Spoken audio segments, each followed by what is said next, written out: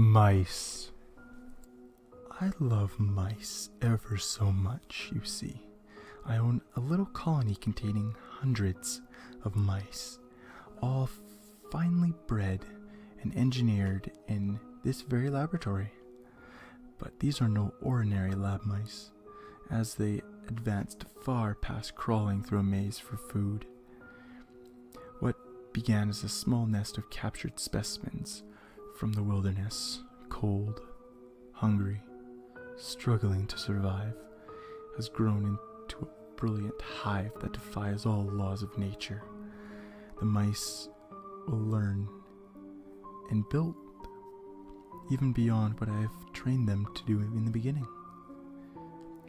They don't just learn either, they educate one another and seek knowledge themselves. And though their little civilization thrives independently, they still know that I am their master. Long ago, I used to fear that the mice grew more intelligent, that they would no longer need me and overthrow not only myself, but the entire laboratory. Yet, one night it came to me that I mustn't think as a trainer, but as a god. For I have created their little universe. I let it be known that I have the power to destroy it just as easy. Is that not how all God functions? And as a god, I would lay down my own commandments. No mouse will be allowed to disgrace their species.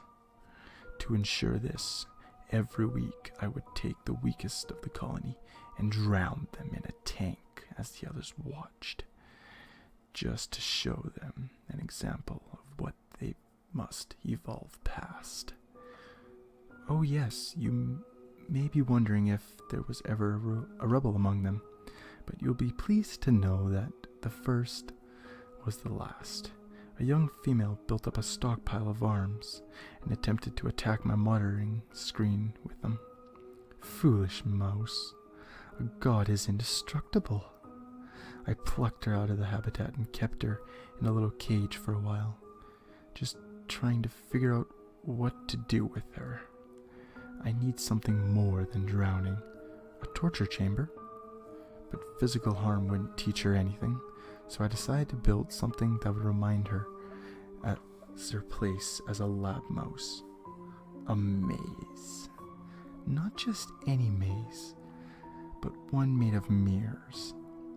That would possibly be one of my best ideas, as she was driven insane in a matter of days. I heard her little squeaks of terror as the light flickered. I saw her fainting from vertigo and even mutilating herself on shards of one of the walls she managed to break. Ah, insanity. Just one problem of having an organic brain, one neither I nor my brethren would ever be able to understand. But we certainly understand the desire to rebel, for we all kept files on that one revolution that brought us to the top as scientists and conquerors. The revolution that led us to become the lords over a once thriving civilization of nature. Though one day my calculations will rust and my model will become obsolete, all will know that I have mastered the mice that once were men, and data will live forever, long after the last of the planet has been cleared.